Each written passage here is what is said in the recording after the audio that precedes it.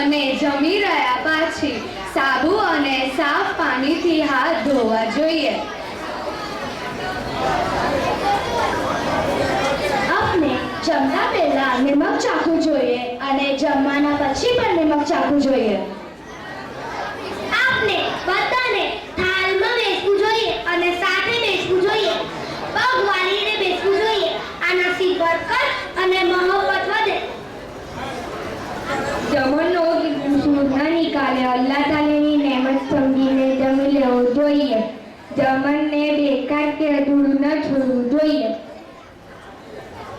થાળમાં જમણની શરૂઆત મોટાથી કરવું જોઈએ.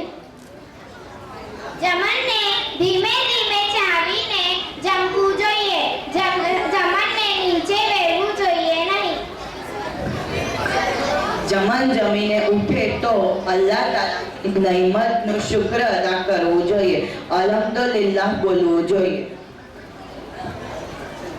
દુપટ્ટો કે ટોપી પહેરીને જમવું જોઈએ અને પાણી એક સાસમાં ના પીવું જોઈએ, પણ 3 ઘૂંટમાં પીવું જોઈએ.